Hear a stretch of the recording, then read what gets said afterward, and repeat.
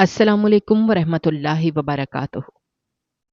चौकीदार की बेटी मेरे साथ यूनिवर्सिटी में पढ़ती। मुझे उस पर बहुत गुस्सा आता। सबसे कहती कि ये गरीब हमारी बराबरी करने की सोचते हैं। एक दिन यूनिवर्सिटी के फंक्शन में वो मेरी उतरन पहन कर आ गई। मैंने सबके सामने उसका खूब मजाक उड़ाया तो वो रोते हुए घर चली गई। उसने यूनिवर्सिटी ही छोड़ दी। कई साल गुजर गए, फिर मेरी शादी हो गई। एक दिन मेरा शौहर मुझे अपने अफसर के घर ले गया। जैसे ही उनके घर में कदम रखा तो अफसर की बीवी को देखकर मेरे होश उड़ गए, क्योंकि वो तो आज मुझे और मेरे शौहर को घर से बाहर किसी बिजनेस पार्टी में जाना था। जाने से पहले ही हमारा झगड़ा हो गया था, क्योंकि मेरे शौहर का कहना था कि तुम एक बुरी बीवी हो, मैं तुम्हें किसी बात का पता है न तमीज है, और तुम्हारी वजह से मेरी बेइज्जती हो गई। जबकि मैंने सारी जिंदगी बड़ी शहाना गुजारी थी। मुझे नहीं पता था कि आगे क्या होना है। जब बिजनेस पार्टी में गए तो वहां पर मेरे शौहर का बॉस मौजूद था। मेरे शौहर ने कहा कि बॉस के सामने इज्जत से बात करना और अच्छे तरीके से पेश आना। लेकिन बॉस को देखते ही मेरे कदमों के नीचे से जमीन निकल गई और मेरी हवाइयां उड़ गईं, क्योंकि जो उसकी बीवी थी वो मेरी सगी। मेरा नाम सोनिया है। मैं एक रईस बाप की लाडली बेटी हूँ। मेरे कमरे में इतने कपड़े हैं कि कई अलमारियां भी कम पड़ जाएं। एक लिबास सिर्फ एक बार पहनती हूँ, उसके बाद वो मेरे दिल को नहीं भाता। हर चीज मेरे लिए नई जैसी होनी चाहिए। मेरी यूनिवर्सिटी शहर की महंगी तरीन यूनिवर्सिटियों में से एक है। मेरे दोस्तों का हल्का इन्हीं घरानों से है जिनके नाम पर शहर की सड़कें आबाद हैं। हमारे घर में मेहमानों से ज्यादा नौकर मौजूद होते हैं। हर काम के लिए एक अलग मुलाजिम, अलग मासी, अलग माली, अलग खानसामा, अलग ड्राइवर, अलग चौकीदार। मेरी माँ दिन भर सोने के बाद शाम को पार्लर चली जाती। मेरे वालिद सुबह ऑफिस जाते हैं, रात गए वापस आते हैं। मेरे लिए उनकी आंखों में फख्र होता है। एक दिन मेरे घर में बहुत बड़े खानदान से कुछ लोग रिश्ता देखने आए। लड़के की माँ ने मेरी तरफ सरसरी निगाह डाली। मुझे लगा अभी हीरे जवाहरात का डब्बा मेरे सामने रख देंगी। मैं तैयार होकर नीचे आई। मेहमानों की खातिरदारी में खास एहतमाम किया गया था। मेरी माँ ने समन को भी आज के दिन खाने के लिए बुलाया था, क्योंकि उसके हाथ का खाना मेहमानों को पसंद आता था। समन चौकीदार की बेटी है। उसकी माँ अब इस दुनिया में नहीं रही। वो अपने बाप के साथ हमारे सर्वेंट क्वार्टर में रहती है। समन ने दुपट्टा सर पर लेकर खामोशी से खाना लगाया। लेकिन हैरत अंगेज बात यह हुई कि रिश्ता देखने वाले लोग मेरे बजाय समन को पसंद करके चले गए। मेरे सामने मुझे रिजेक्ट कर दिया गया और मेरे नौकर की बेटी को पसंद किया गया। मेरी अना चूर चूर हो गई। मेरी माँ को भी बहुत गुस्सा आया, लेकिन मेरे बाबा ने कहा कि कुछ रिश्ते नसीब से होते हैं, छोड़ो ऐसी बातों को। लेकिन मेरे अंदर आग भड़क उठी। समन वाकई खूबसूरत है, लेकिन वो नौकर की बेटी है। मैं सोनिया हूँ, रईस खानदान की चश्मो चिराग। मेरे लिए ये बात नाकाबिले बर्दाश्त थी। अगले दिन मैं यूनिवर्सिटी पहुंची। मुझे लगा सब नॉर्मल हो जाएगा, लेकिन मेरी हैरत की इंतहा न रही जब समन मेरे ही क्लासरूम में मेरे साथ दूसरे बेंच पर बैठी नजर आई। मुझे लगा कोई मुलाजमा ढूंढने आई होगी, शायद झाड़ू लगाने की या कैंटीन में खाना बनाने की। मैंने जब उसे करीब बुलाया और पूछा कि तुम यहाँ क्या कर रही हो, तो उसने कहा कि उसने टॉप किया है, उसका एडमिशन मेरिट पर हुआ है, वो टॉप 10 में है, उसकी पढ़ाई मुफ्त है। मुझे लगा ये मजाक कर रही है। मैंने तन से कहा तुम तो नौकरानी हो, घरों में काम करती हो, पढ़ाई का शौक कहाँ से आ गया? तो उसने नजरें झुकाकर कहा वो हमेशा से पढ़ती थी, वो चाहती है कि इतना पढ़ ले कि उसे कभी किसी के घर बर्तन ना मांजने पड़े, ना उसके बाप को गेट पर खड़े होकर हर आने जाने वाले को सलाम करना पड़े। मैंने उसकी बात सुनकर कहका लगाया। मैंने कहा तुम्हारे चेहरे से तो इल्म नहीं झलकता, तुम्हें कोई अफसर की कुर्सी दे देगा, ये ख्वाब ही अच्छा है। वो खामोश रही, पलट कर चल दी। मुझे लगा 2 दिन की बात है, खुद ही शर्मिंदा होकर वापस चली जाएगी। लेकिन वो रोज आने लगी। वो मेरे साथ एक ही क्लास में बैठती थी। मेरे लिए ये बात नाकाबिले बर्दाश्त थी। मेरी सहेलियां भी ये सब देखकर हंसती थी कि तेरी नौकरानी तेरे बराबर बैठ रही है। इस यूनिवर्सिटी का मेयार खत्म हो गया है, अब तो चौकीदार की बेटी भी हमारे साथ पढ़ रही है। مجھے اندر ہی اندر غصہ آتا تھا۔ مجھے لگتا تھا میری جگہ کوئی چوری کر کے بیٹھ گیا ہے۔ وہ جو کل تک ہمارے برتن دھوتی تھی، آج میرے برابر بیٹھ کر اساتذہ کے سوالوں کے جواب دے رہی تھی۔ میرے لیے یہ توہین تھی۔ میری سہیلیوں نے کہا کہ کچھ کرنا پڑے گا، ورنہ یہ نوکرانی کل کو ہم پر حکم چلائے گی۔ ہم نے ایک منصوبہ بنایا جس کا مقصد سمن کو اس یونیورسٹی سے نکال کر باہر کرنا تھا، تاکہ ہم جیسے لوگوں کا وقار محفوظ رہے۔ میرا دل ہمیشہ چاہتا تھا کہ سب کچھ میرے مطابق ہو، ہر بات، ہر فیصلہ، ہر منظر میرے قابو میں رہے۔ مجھے یہ تسلیم کرنا کبھی بھی آسان نہیں تھا کہ کوئی اور بھی میرے برابر آ کر کھڑا ہو، خاص کر وہ لڑکی جو کل تک میرے گھر کے صحن میں برتن دھوتی تھی، جھاڑو لگاتی تھی، اور آج اسی یونیورسٹی میں میرے ساتھ میرے برابر بیٹھ کر علم حاصل کرنے کی بات کر رہی تھی۔ سمن کا آنا میرے لیے کسی صدمے سے کم نہیں تھا۔ میں نے اسے ہمیشہ نیچا سمجھا تھا کیونکہ اس کا باپ ہمارا ملازم تھا اور وہ خود ایک نوکرانی کی زندگی گزار رہی تھی۔ میں نے اپنے بابا سے بات کی، ان سے پوچھا کہ کیا سمن کی پڑھائی کے لیے انہوں نے کوئی مدد کی ہے، تو بابا نے کہا میں نے صرف اسے پیشکش کی تھی کہ اگر ضرورت ہو تو میں اخراجات اٹھا لوں گا، لیکن وہ لڑکی اپنی محنت سے ٹاپ کر گئی ہے اور اسے اسکالرشپ مل گئی ہے۔ میں نے حیرت سے کہا ہمیں اسکالرشپ کی کیا ضرورت، ہم تو خود دوسروں کو اسکالرشپ دے سکتے ہیں۔ بابا نے کہا کہ بات پیسوں کی نہیں، عزت کی ہے۔ اگر تم محنت کرتی اور ٹاپ کرتی تو مجھے بھی فخر ہوتا کہ میری بیٹی نے محنت سے مقام پایا ہے، نہ کہ صرف پیسوں کے زور پر۔ میری چپ لگ گئی کیونکہ میرے اپنے بابا نے بھی مجھے سمن سے کمتر قرار دے دیا تھا، اور اب میں ہر قیمت پر اسے نیچا دکھانا چاہتی تھی۔ اس کے لیے میں نے ایک منصوبہ بنایا۔ یونیورسٹی میں ایک بڑا فنکشن آنے والا تھا اور مجھے معلوم تھا کہ سمن ضرور اس میں شریک ہوگی۔ میں نے اس سے پہلے ہی اپنے کچھ پرانے لیکن قیمتی کپڑے چن لیے جو میں نے ایک آدھ بار پہنے تھے، اور انہیں بڑی چلاکی سے سمن کو دے دیے کہ تم فنکشن کے لیے یہ پہن لینا۔ وہ حیران ہوئی، خوش بھی ہوئی اور کہنے لگی تم نے میرا بہت خیال کیا۔ میں نے کہا بہنیں بھی تو ایک دوسرے کے کپڑے پہنتی ہیں۔ اس نے کہا تم میرے لیے بہن جیسی ہو۔ مجھے یہ سن کر ہنسی آئی، لیکن میں نے چہرے پر نرمی رکھی اور کہا ہاں بالکل، کیوں نہیں؟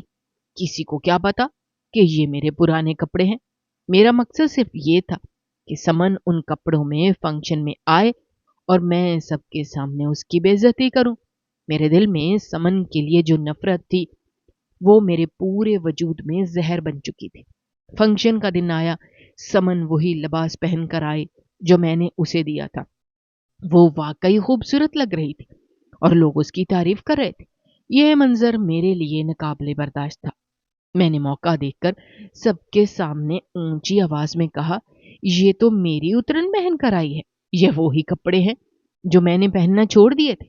یہ تو ہمارے گھر کی نوکرانی ہے، ایک چوکیدار کی بیٹی ہے جو اب یہاں آ کر بڑی بیگم بنی پھرتی ہے۔ سب کے سامنے سمن کا چہرہ لال ہو گیا، اس کی آنکھوں سے آنسو نکل آئے۔ وہ بیچاری کچھ بول نہ سکی اور بس روتی ہوئی وہاں سے چلی گئی۔ اس دن کے بعد سمن نے یونیورسٹی آنا ہی چھوڑ دیا۔ ایک دو بار آئی، لیکن میری چھوڑی ہوئی لڑکیاں جو میرے گرد تھیں انہوں نے اسے اتنا تنگ کیا کہ اس کا دوبارہ آنا ممکن نہ رہا۔ پھر کچھ ہفتوں بعد اس کے باپ نے میرے بابا سے کہا کہ اب ہم یہاں نہیں رہ سکتے، میں اپنی بیٹی کو لے کر گاؤں جا رہا ہوں۔ میرے بابا نے اسے اجازت دے دی اور وہ لوگ ہمیشہ کے لیے ہماری زندگی سے نکل گئے۔ میں نے سکون کا سانس لیا کیونکہ میں نے اپنی فتح محسوس کی۔ میری یونیورسٹی مکمل ہوئی، میں نے ڈگری حاصل کی اور میرے لیے ایک بہت اچھے گھرانے سے رشتہ آیا۔ لڑکے کے ماں باپ دولت مند تھے، پڑھے لکھے تھے اور انہوں نے مجھے اپنی بہو بنانے کا فیصلہ کیا۔ شادی کے دن میرے لیے ہر چیز شاہانہ انداز میں سجائی گئی تھی۔ مہنگا لباس، قیمتی زیورات، شاندار ہال، مہمانوں کا ہجوم، ہر طرف میری تعریفیں ہو رہی تھیں۔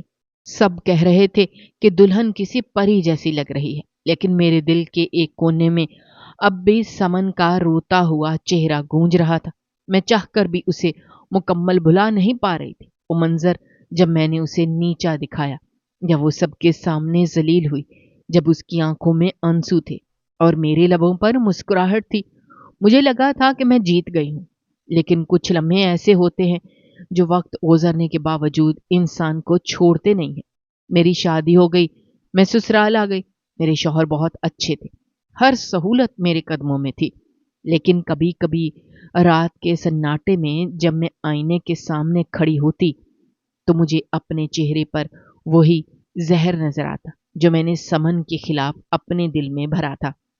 مجھے لگتا تھا کہ میں نے اسے اس کے خوابوں سے محروم کیا، اسے اس کی محنت کی سزا دی، صرف اس لیے کہ وہ میرے برابر آ کر کھڑی ہوئی تھی، اور میں یہ برداشت نہیں کر سکی۔ میں نے اسے ان کپڑوں کے ذریعے جو میں نے خیرات کے طور پر دیے تھے عزت سے گرا دیا، اسے سب کے سامنے رسوا کیا۔ میں نے اسے صرف اس لیے ہرا دیا تھا کیونکہ وہ جیتنے کے لائق تھی، اور مجھے خطرہ محسوس ہونے لگا تھا کہ ایک دن وہ مجھ سے آگے نکل جائے گی۔ میرے لیے سمن کو اپنی زندگی سے نکالنا بالکل بھی مشکل نہیں تھا، کیونکہ میں نے وقت سے پہلے چال چلی اور کامیاب رہی۔ میں نے اپنی عقل سے ایک ایسا کھیل کھیلا کہ سمن خود ہی اپنی زندگی کے اس موڑ پر جا پہنچی جہاں سے واپسی کا کوئی راستہ نہیں تھا۔ لیکن اب میں خود اپنی زندگی کے ایسے مقام پر کھڑی تھی جہاں انچاہے رشتے میری ہم سفری بن چکے تھے۔ میرے سسرال کا ماحول بظاہر خوشحال اور مہذب نظر آتا تھا، لیکن اندر سے ہر کوئی ایک دوسرے سے برتری کی دوڑ میں شامل تھا۔ میری نندیں میرے سسرال کا وہ حصہ تھیں جنہوں نے کبھی مجھے اپنے برابر تسلیم نہیں کیا۔ وہ سب اعلیٰ تعلیم یافتہ اور خوش گفتار عورتیں تھیں، اور مجھے اکثر کہا جاتا کہ تم نے تھوڑا اور پڑھا ہوتا تو آج تمہارا انداز بھی مختلف ہوتا۔ ان کی باتیں سیدھی دل پر لگتی تھیں، لیکن میں خاموش رہتی کیونکہ ان کے درمیان اپنی کم علمی کا احساس مجھے اندر سے توڑتا جا رہا تھا۔ میرا شوہر بظاہر سنجیدہ اور باوقار مرد تھا، لیکن اس کے اندر ایک عجیب سا غصہ چھپا ہوا تھا جو کسی بھی لمحے پھٹ سکتا تھا۔ وہ چھوٹی چھوٹی باتوں پر بھی مجھے سب کے سامنے ٹوک دیتا تھا۔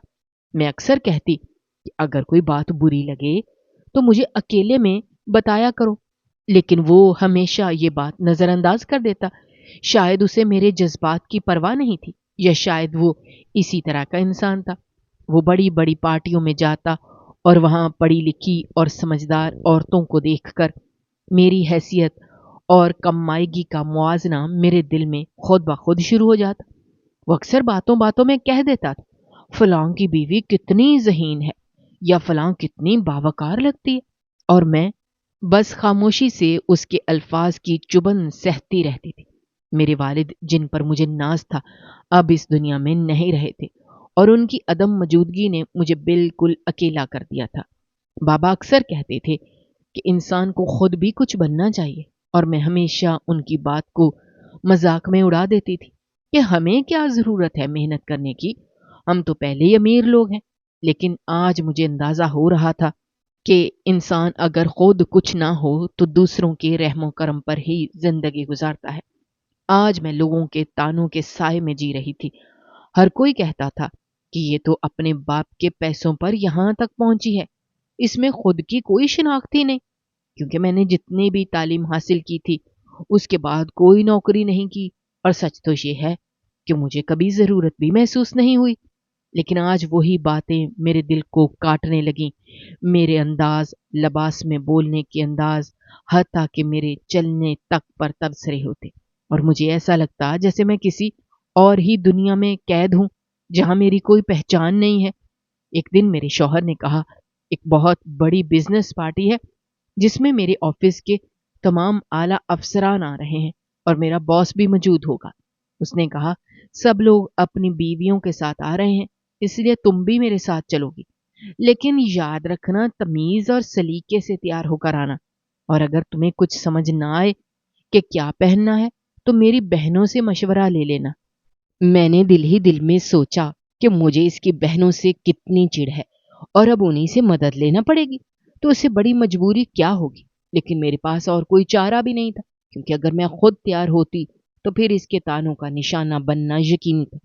اس لیے میں نے مجبوری میں ان سے مشورہ بھی لیا اور ان کی پسند سے لباس بھی چن لیا، تیار بھی ہو گئی۔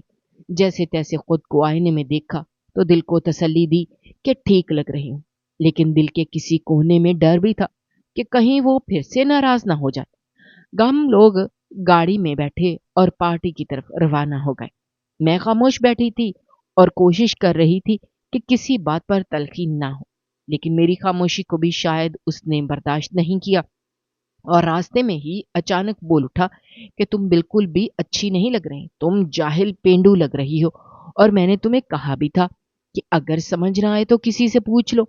مجھے اس کی باتیں دل میں خنجر کی طرح لگیں، لیکن میں نے کچھ نہیں کہا کیونکہ اب کچھ نہیں ہو سکتا تھا۔ نہ واپس جا سکتے تھے، نہ تیار ہونے کا وقت تھا، اور نہ ہی اس کی توقعات پر پورا اترنے کی کوئی امید باقی تھی۔ میں نے چپ چاپ نظریں جھکا لی اور خاموشی سے گاڑی کی کھڑکی سے باہر دیکھنے لگی۔ دل میں ایک عجیب سی بے بسی اور شرمندگی کا طوفان چل رہا تھا۔ جیسے جیسے گاڑی پارٹی کی طرف بڑھ رہی تھی، ویسے ویسے میری سانسیں بھاری ہوتی جا رہی تھی۔ دل بار بار یہ سوال کر رہا تھا، کیا واقعی میں اتنی ناکام ہوں کہ کسی تقریب میں اپنے شوہر کے قابل بھی نہیں لگتی؟ کیا میری تربیت، میری تعلیم، میرا انداز زندگی سب کچھ اتنا کمزور ہے کہ میں کسی محفل کا حصہ بھی نہیں بن سکتی؟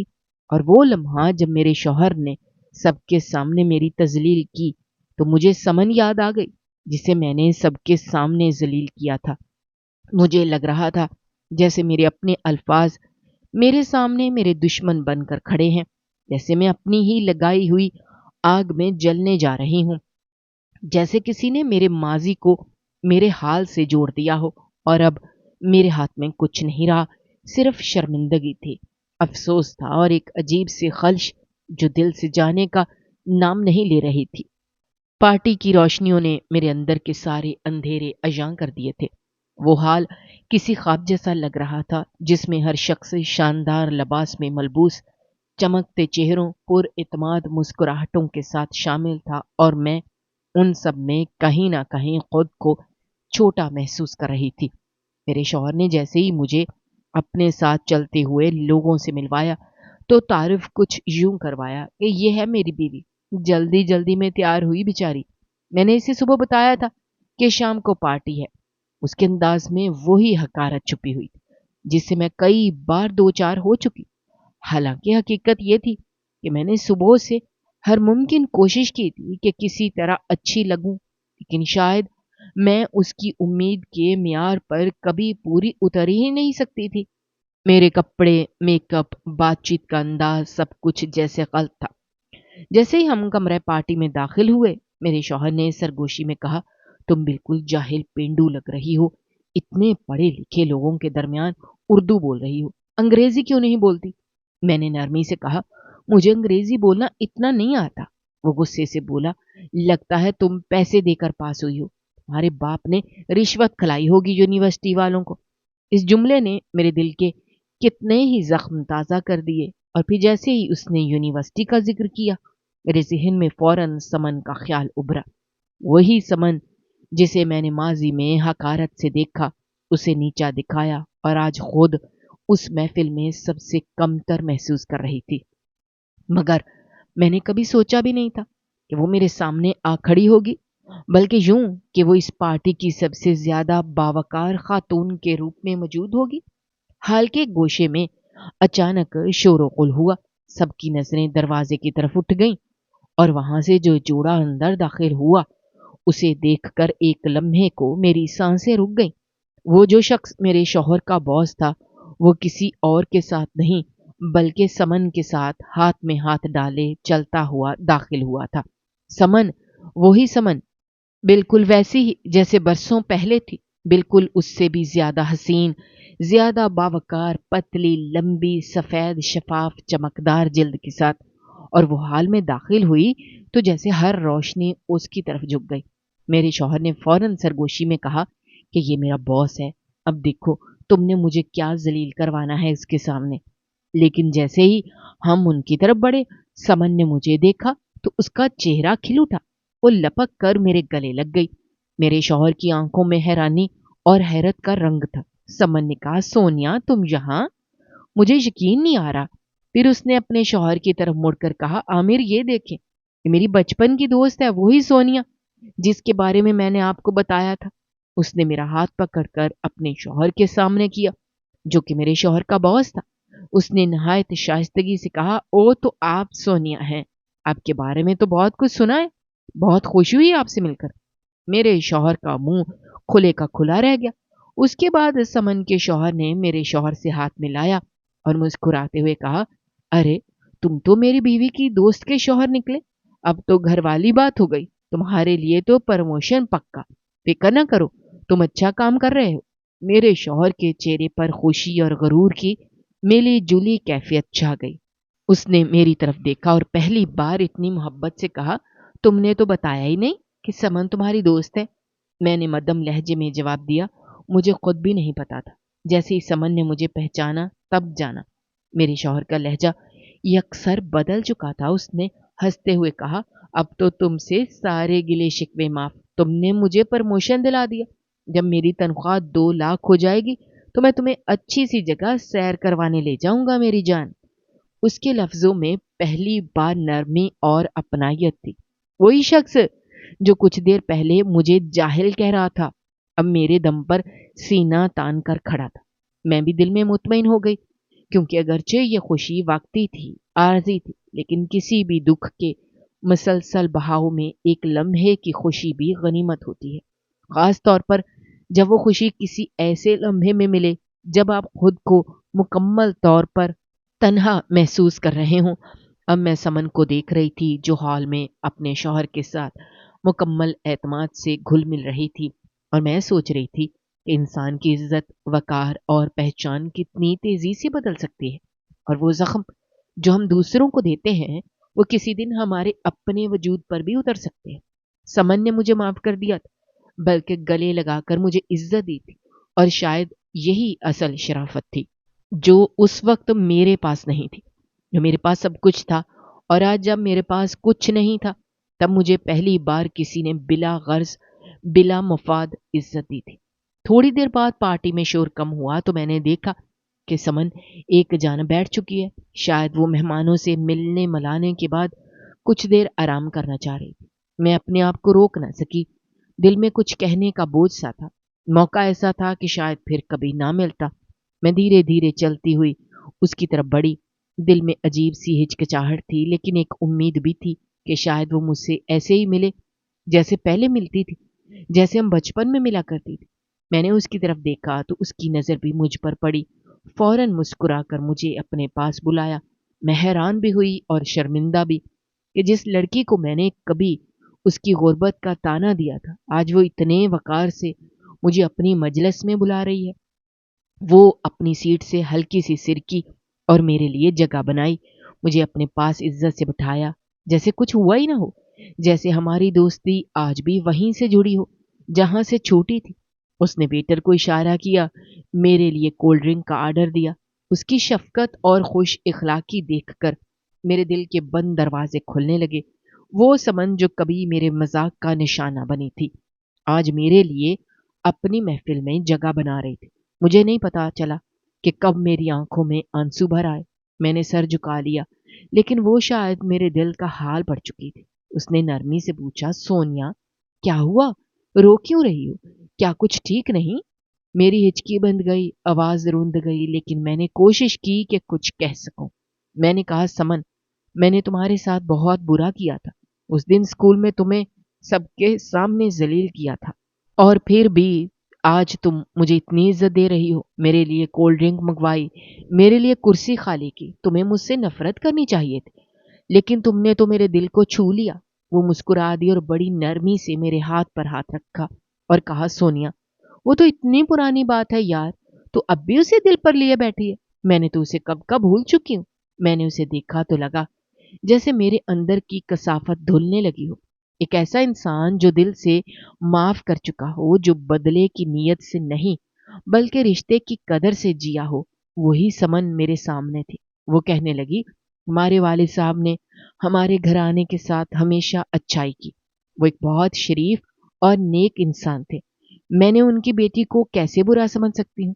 تم تو میرے لیے ہمیشہ بہن جیسی رہی ہو، तुम्हारी एक बात मुझे आज भी याद है, जब तुमने कहा था तुम मेरी बहनों जैसी हो। मैंने सर झुकाकर कहा हाँ, लेकिन वो तो मैंने तुम्हें बदला लेने के लिए कहा था, तुम्हारी गुर्बत का तमस्खर उड़ा सकूं। लेकिन आज अल्लाह ने मुझे दिखा दिया कि असल इज्जत देने वाला वही है जिसे हम कमजोर समझते हैं। मैंने उसे अपनी जिंदगी की तलखियों के बारे में बताया। मैंने कहा, समन, मेरा शौहर मेरी बिल्कुल इज्जत नहीं करता। वो मेरी तालीम का मजाक उड़ाता है, मेरी जुबानदानी पर हंसता है, मेरे खानदान को नीचा दिखाता है। मैंने जब तुम्हें देखा और तुम्हारा रुतबा, तुम्हारी हैसियत देखी, तो दिल से अफसोस हुआ कि मैंने किससे अपना दिल छोटा किया। वो बड़ी संजीदगी से मेरी बातें सुन रही थी। फिर उसने कहा, सोनिया, तुम फिक्र न करो, तुम्हारा शौहर मेरे शौहर के सामने बहुत इज्जत से पेश आता है, और सच ये है कि उससे डरता भी है। मैं अपने शौहर से तुम्हारे शौहर की ऐसी क्लास लूंगी कि वो तुम्हारे साथ कभी बदसलूकी ना करेगा। समन की ये बातें सुनकर मैं हैरान रह गई कि एक इंसान किस हद तक नरमी और मोहब्बत में आगे जा सकता है। वो तो मेरी मदद करने के लिए हर हद तक जाने को तैयार थी।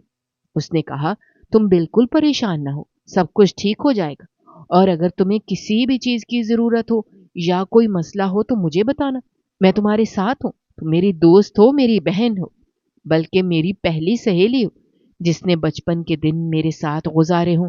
उसे कैसे अकेला छोड़ा जा सकता है? वो कहने लगी, मैं किसी दिन तुम्हारे घर आऊंगी, अपने ठाट बाट के साथ, अपने गार्ड्स और बड़ी गाड़ी में आऊंगी। जब तुम्हारे ससुराल वाले देखेंगे कि समन तुम्हारी दोस्त है, तो उनका रवैया खुद ब खुद बदल जाएगा। इस माशरे में इज्जत का यही तरीका है। यहाँ अगर तुम खुद को मजबूत जाहिर ना करो तो तुम्हें कदमों तले रोन दिया जाता है। समन की बातें सुनकर मेरे दिल में अजीब सा सुकून उतरने लगा। एक उम्मीद की किरण जागी जो बहुत अरसे बाद रोशन हुई थी।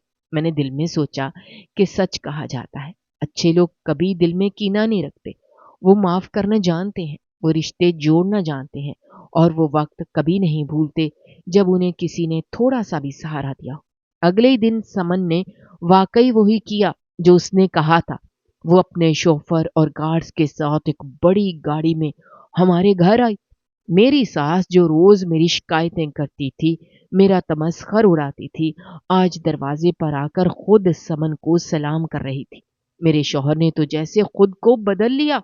वो मेरे साथ इज्जत से बात करने लगा, मेरी पसंद की चीजें लाने लगा। समन के शौहर, जो कि मेरे शौहर के बॉस थे, उन्होंने अपने ऑफिस में खास तौर पर मेरे शौहर को बुलाकर कहा, अपनी बीवी की इज्जत करो। वो मेरी बीवी की बहन है, और आज से वो मेरी भी बहन है। ये सुनकर मेरे शौहर का रवैया यकसर बदल गया, और उस दिन के बाद उसने मुझे वो मुकाम दिया जो एक बीवी का होता है। मैं समन की एहसानमंद थी, और आज भी हूं। कहां कहां उसने मेरा साथ न दिया, हर कदम पर मेरा हौसला बढ़ाया, मेरी मदद की। मेरे ससुराल वालों ने भी अपना रवैया बदल लिया। अब वो मुझसे मशवरा लेते थे, मेरी इज्जत करते थे। मुझे ऐसा लगता जैसे मैं कोई आम औरत नहीं, बल्कि किसी बड़े खानदान की बेटी हूँ। सबका रवैया एकदम से बदल गया, और सच तो यह है कि अगर समन मेरी जिंदगी में ना आती तो शायद मैं यूं ही बेइज्जती सहती रहती। हम आज भी बेहतरीन दोस्त हैं। वो मेरे हर दुख सुख में साथ है, मेरी हर खुशी को अपनी खुशी समझती है।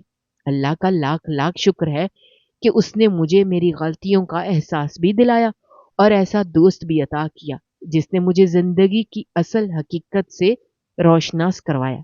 मैं आज भी सोचती हूँ, अगर मैंने समन के साथ वो सब कुछ ना किया होता तो शायद ये दिन कभी ना आता।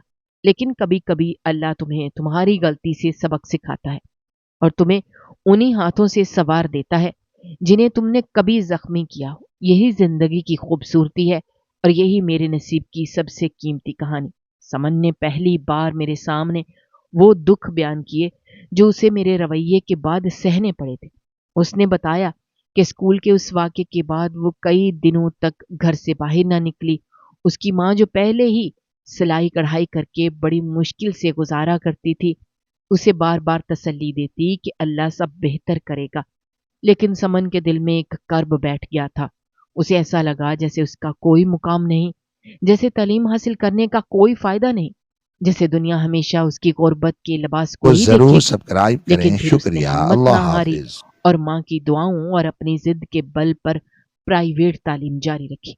समन ने बताया कि उसके पास न यूनिफॉर्म थी न किताबें, लेकिन उसने पुराने कागजों पर लिख कर तैयारी की। उसकी माँ ने पड़ोस की एक आंटी से किताबें लेकर उसे मेहनत पर लगा दिया। वो दिन रात पढ़ती रहती और कभी कभी तो बिजली न होने पर मोमबत्ती की रोशनी में भी पढ़ती थी। उसने बताया कि कई बार दिल करता था कि सब छोड़ दूं, कोई राह ना सूझती थी, लेकिन फिर वो अल्लाह से बातें करती और रोते रोते सो जाती। लेकिन उसका यकीन था कि एक दिन कुछ अच्छा जरूर होगा, एक दिन वो इज्जत कमाएगी, एक दिन लोग उसका नाम इज्जत से लेंगे। वो बिलाखिर वो दिन भी आया। उसने प्राइवेट इम्तिहान में बहुत अच्छे नंबर लिए और जब उसने बीए मुकम्मल किया तो एक एनजीओ में उसे जॉब मिल गई, जहां उसको काम को बहुत सराहा गया।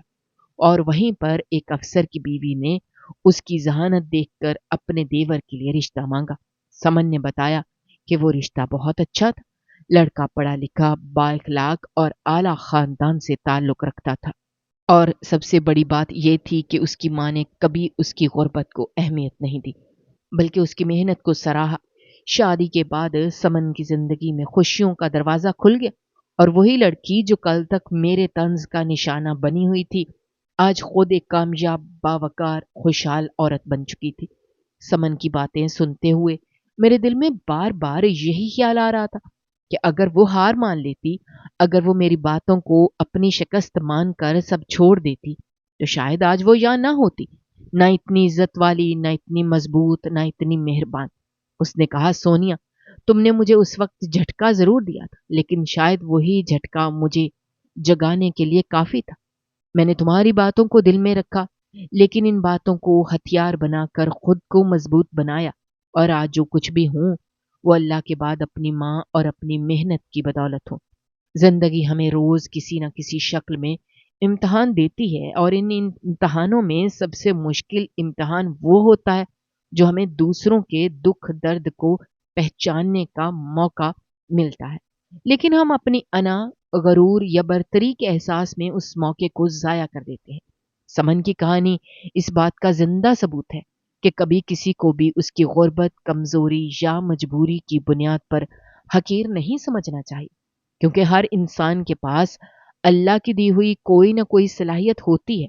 कुछ लोग अपनी काबिलियत को हालात की चादर में छुपा कर बैठ जाते हैं, और कुछ लोग इन्हीं हालात में वो रोशनी तलाश कर लेते हैं जो उन्हें दुनिया में जगमगाने का मौका देती है।